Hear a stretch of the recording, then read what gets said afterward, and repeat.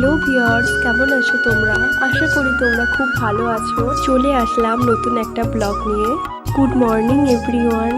সকাল সকালে প্রাকৃতিক দৃশ্যগুলি দেখতে খুবই ভালো লাগে আর মনটাও খুব ভালো হয়ে যায়।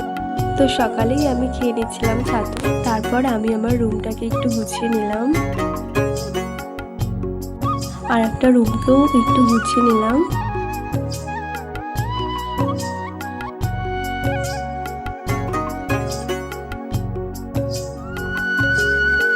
তারপর আজকে আর আমার কোনো কাজ ছিল না, সেই কারণে আমি তোমাদের কমেন্টে রিপ্লাই দিচ্ছিলাম। তোমরা এত সুন্দর সুন্দর কমেন্ট করছো যে আমাকে আরও ভিডিও করার জন্য অনুপ্রাণিত করছে। আমার সকল ফলোয়ার্সদের কাছে আমি কৃতজ্ঞ। তোমরা এইভাবেই আমার পাশে থাকো। তোমাদের ভিডিওর কোন পার্টটা বেশি ভালো লাগে অবশ্যই কমেন্টে জানাবে।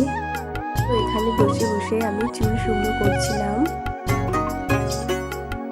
তারপর খেয়ে নিয়ে আমি রেডি হচ্ছিলাম সেলাইয়ে যাওয়ার জন্য। তারপর অল্প রেডি হয়ে আমি বেরিয়ে পড়লাম। রাস্তায় যেতে যেতে দেখতে পেলাম কতগুলো হাঁসকে।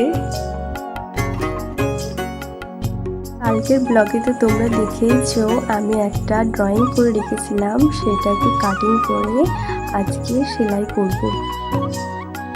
তো তারপর তো আমি সেলাই করতে বসে যাই। বলো তো আজকে আমি এটা কি করলাম। যেহেতু এখানে সেলাইয়ের কাজ হয় সেহেতু মেশিনের কাজগুলোতে ভীষণ নোংরা হয়ে যায়, আমরা সকলেই পরিষ্কার করি। দেখো এবার কত সুন্দর লাগছে। এখানে কাজে এসে ভীষণই ভালো লাগে আর নতুন নতুন অনেক কিছুই শিখতে পারি।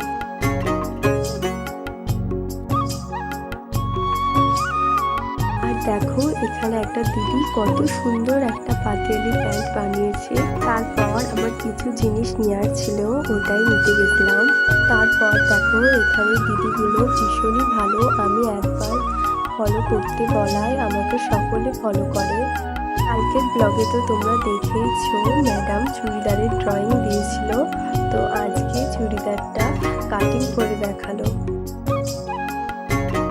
আর চুড়িদারের হাতাটা আলাদাভাবে দেখালো। তো দেখো এখানে আমার এক বান্ধবী তার বেবির জন্য কি সুন্দর কিউট করা একটা বেলুন কিনেছিল, এই জন্য এনেছিল একটা।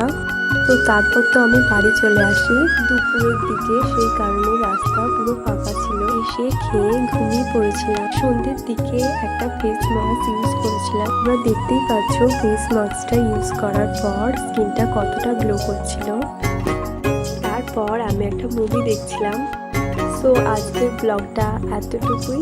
আপনাদের কেমন লাগছে ব্লগগুলো অবশ্যই কমেন্টে জানাবেন। পরবর্তী ভিডিওর আপডেট পেজটি অবশ্যই ফলো করবেন।